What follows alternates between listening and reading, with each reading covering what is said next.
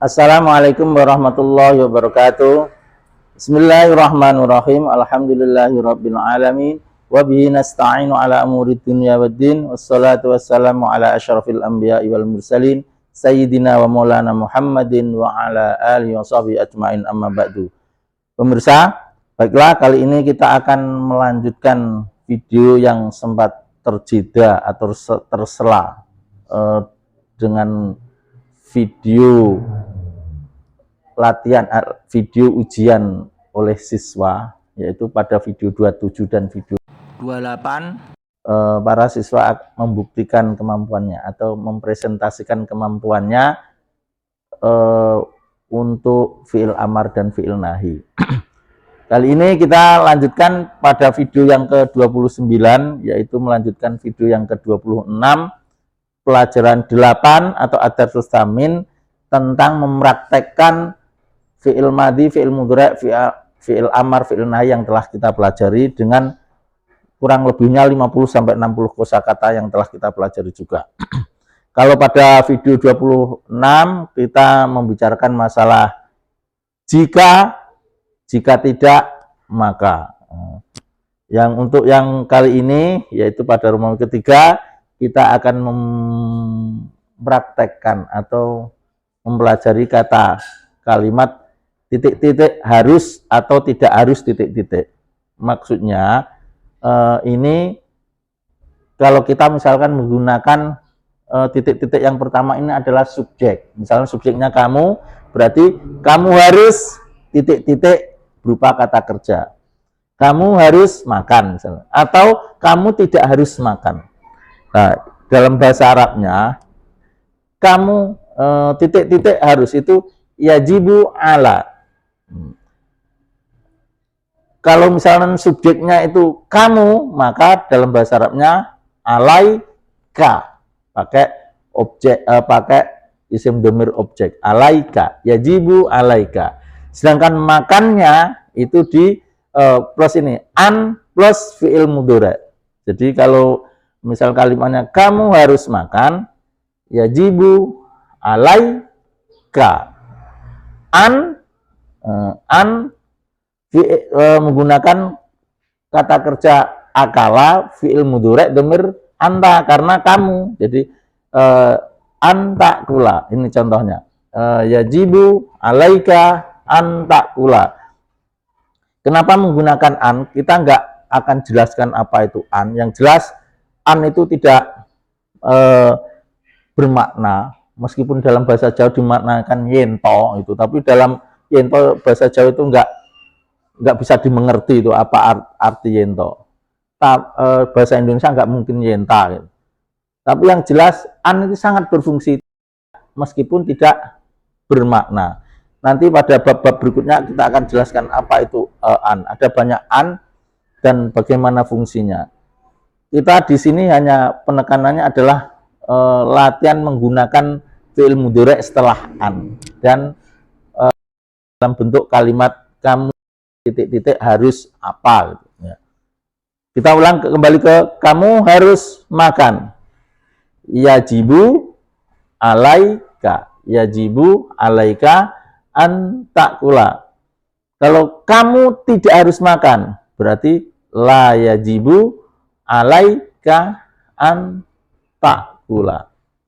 Nah, sedangkan kalau yang harus itu perempuan, kamu harus makan, maksudnya kamu perempuan, maka yajibu alaiki an ta'kuli. Fi'il mudhari'nya sesuai dengan subjeknya, an ta'kuli.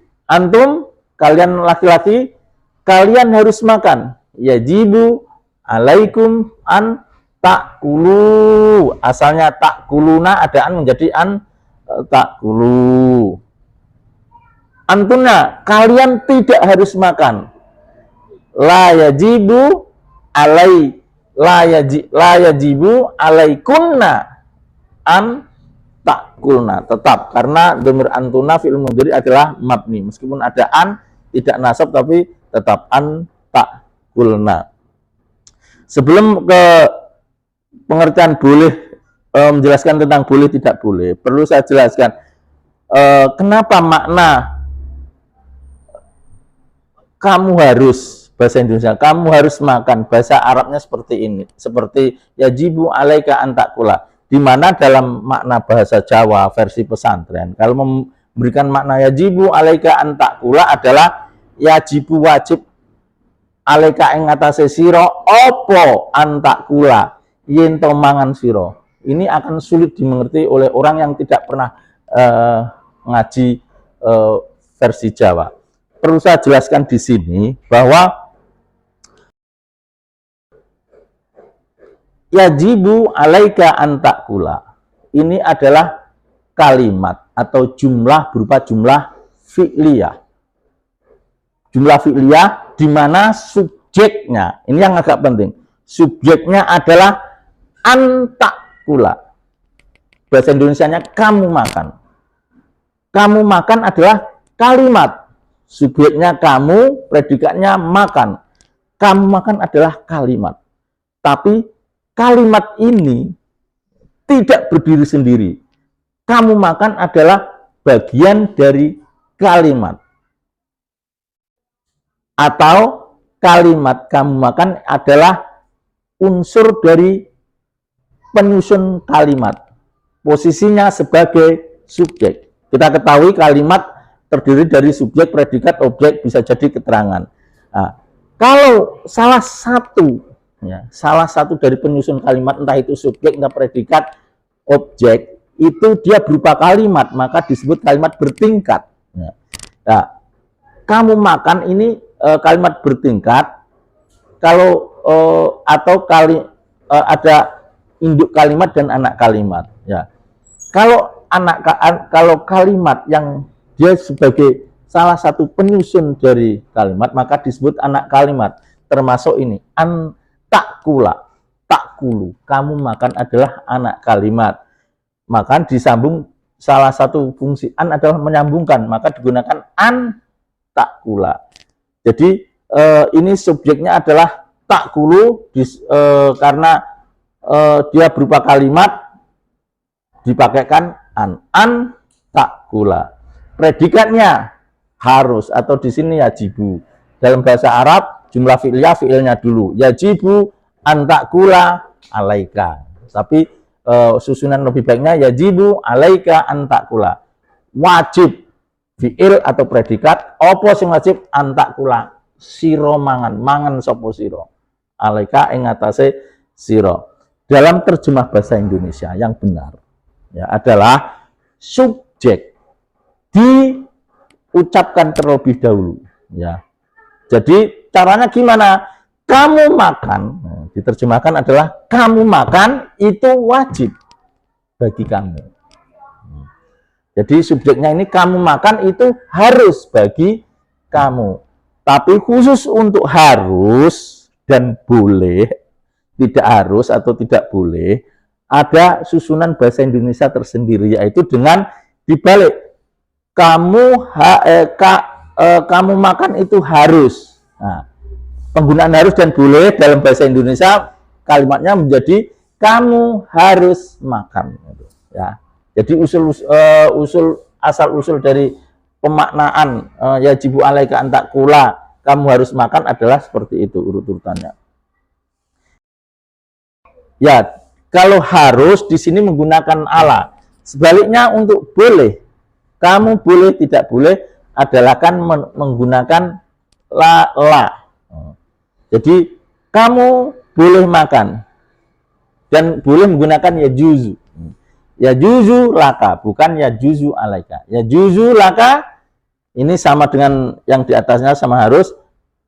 Kalau makan, kamu boleh makan antakula. Nah, contohnya yajuzu laka antakula. Tidak boleh makan la yajuzu laka antakula. Kalau misalkan yang tidak boleh saya tidak boleh makan la yajuzu li apa antakula. Dimaknakan Jawa la yajuzu ora wenang li kedua ingsun apa sing ora wenang antakula yen to mangan ingsun gitu ya. Ini. Jadi kalau ada makna gini bahasa Indonesianya saya tidak boleh makan. Pemirsa, sebelum kita lanjutkan untuk yang berikutnya tentang ketika dalam pengucapan untuk lebih singkatnya biasanya yajibu atau yajuzu ini dihilangkan. Jadi kamu harus makan menjadi alaika antakula. Kalau di makna Jawa, alaika wajib ngatasi sira opo antakula yang temangan. Jadi di sini ada yajibu yang disembunyikan dalam pengucapan. Alaika antakula, kamu harus makan. Kamu harus puasa. Alaika an tasuma, begitu. Demikian juga untuk yajuzu. Yajuzu laka antakula. Yajuzunya disimpan menjadi laka antakula. Kamu boleh makan. Saya beri tambahan satu juga. Ini juga bisa diberikan tambahan kata tanya atau harful istifham. Misalkan, apakah saya harus makan? Apakah saya harus makan? Karena jawabannya ya atau tidak, maka huruf istifhamnya adalah hal atau a. Hal yajibu alayya an akula.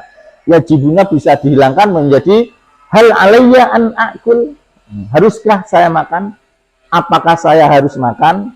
Disingkat lagi bahasa Indonesia, haruskah saya makan? Kalau kamu, apakah kamu harus makan? Hal alaika an takula, atau bahasa Indonesianya, haruskah kamu makan? Atau bukan hal aja, apa yang harus saya makan? Bisa. Mada alayya an akul. Mada alayya an akul. Pakai mada. Atau di mana bisa juga, di mana saya harus makan? Aina alayya an akula. Di mana saya harus makan?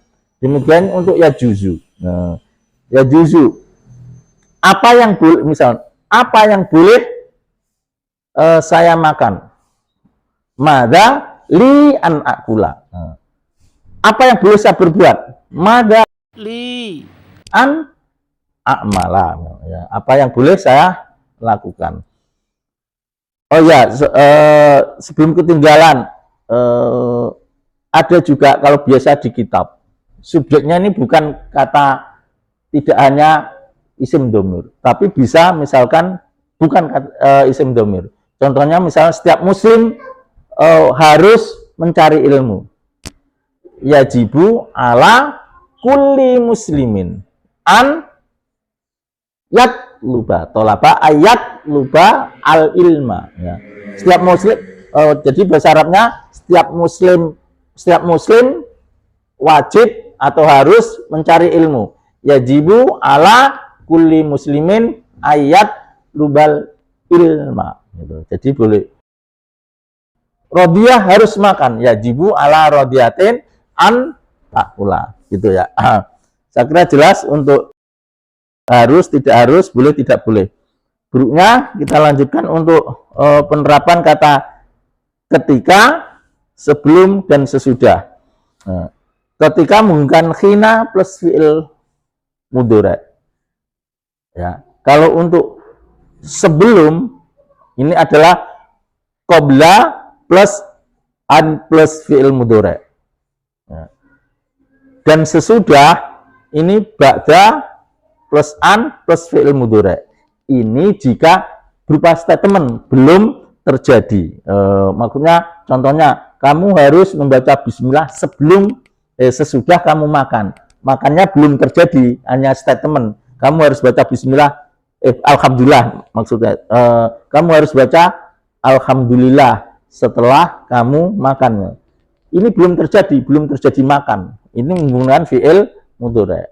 Beda nanti kalau bukan hanya statement, tapi ini adalah sudah terjadi makan, itu bisa an plus fi'il madhi. Tapi yang akan kita latih, kita di sini tujuannya bagaimana melancarkan dalam kalimat kosakata yang telah kita pelajari dalam penggunaan fi'il madhi, fi'il mudhari, fi'il amar, fi'il nahi dengan menggunakan yajibu, ala, yajuzu, laka, khina, qabla, dan ba'da, ya. Tentang an yang lain-lain kita akan bahas pada pertemuan-pertemuan yang akan datang.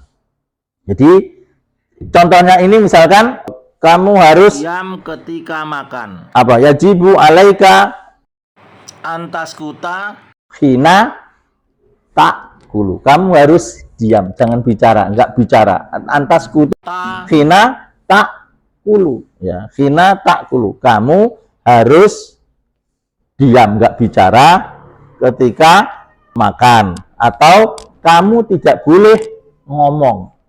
La yajuzu laka antakula hina ta'kula, ya. Hina enggak boleh. Nah, kalau sebelum, kamu harus, contohnya, kamu harus baca basmalah sebelum makan.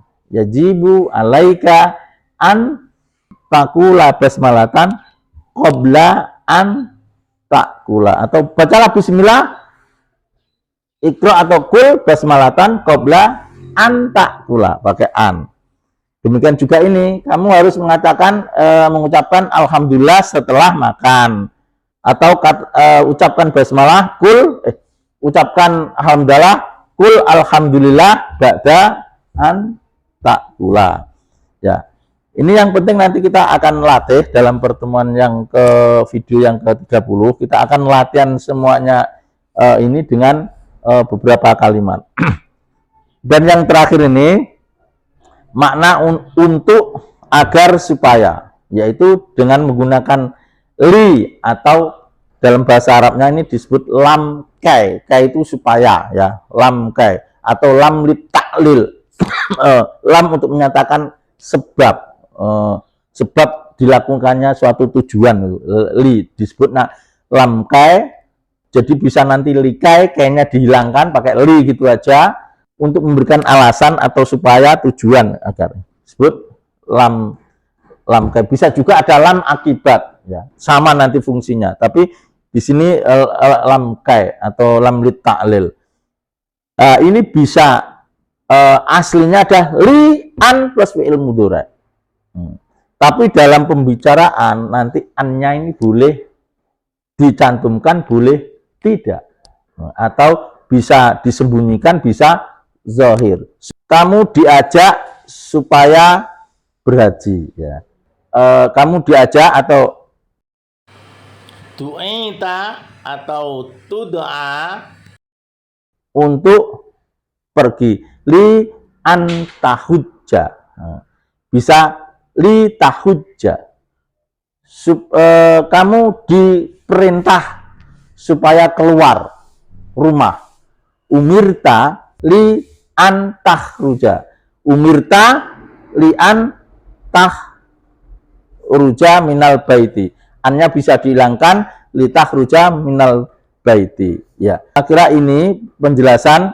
Jadi pada bab 8 ini kita akan mempraktekkan yang pertama, jika dan jika tidak, idza plus fi'il madhi, jika tidak, idza lam plus fi'il mudhari. Fa, maka itu bisa fi'il amar, fi'il nahi, fi'il madhi, fi'il mudhari. Terus kemudian yang ketiga ini harus, tidak harus, boleh, tidak boleh. Dan yang kelima ketika, sebelum, sesudah. Dan yang terakhir untuk, atau agar, supaya.